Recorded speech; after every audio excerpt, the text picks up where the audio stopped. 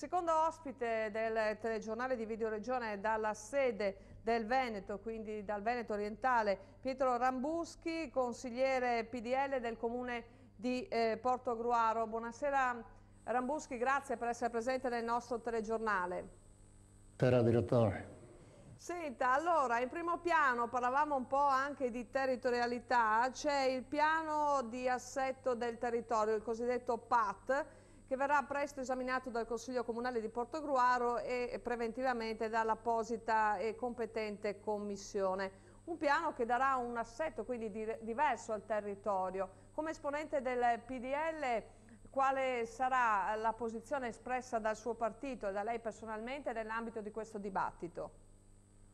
Sì, bene, il piano assetto del territorio innanzitutto voglio chiarire che non è altro che il vecchio piano regolatore, quindi noi dobbiamo affrontarlo sicuramente entro il mese di novembre e questo piano assetto del territorio è importantissimo, come sappiamo un po' tutti, insomma.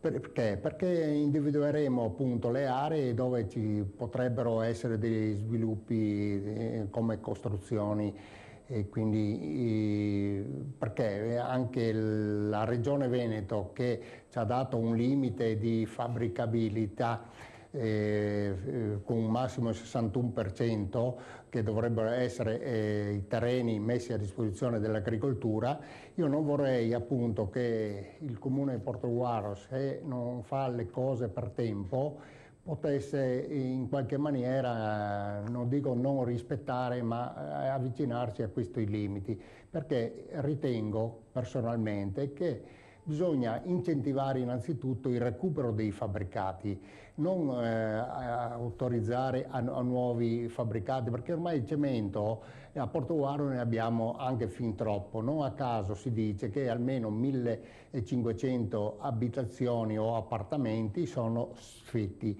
Ciò significa che non c'è necessità di nuova cementificazione.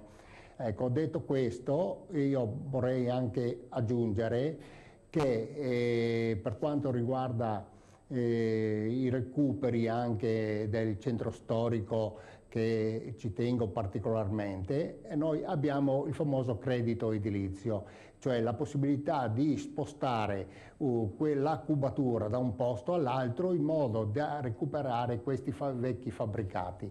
Oggi noi altri abbiamo, se non altro, almeno 3 fabbricati che dobbiamo prendere in seria considerazione, che è quello dell'ospedale vecchio, che è quello del consorzio agrario, che è quello dell'ex Scardellato. Ecco, con questo PAT noi probabilmente troveremo una soluzione, o perlomeno dobbiamo trovare questa soluzione. Ecco, poi abbiamo un terzo elemento che è importantissimo, che è il piano casa. Il piano casa noi dobbiamo approvarlo entro il 30 novembre di quest'anno.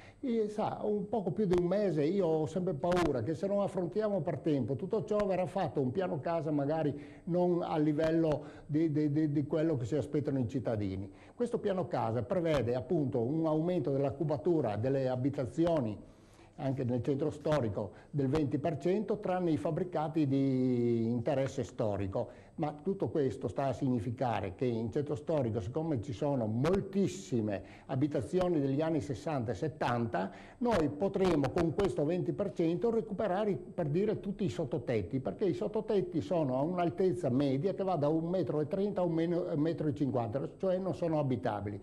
Con l'aumento del 20% potremmo portare da 2 a 2,40 a 2,60, quindi diventerebbe un recupero, e così anche per il bene anche dell'edilizia e anche dei privati. Bene. Quindi questi fabbricati verrebbero recuperati. Grazie quindi al consigliere Rambuschi, magari lo sentiremo anche più avanti per capire come prosegue questo dibattito anche a livello appunto del Consiglio Comunale. Grazie al consigliere Rambuschi del PDL, una breve sigla e poi le altre notizie del telegiornale.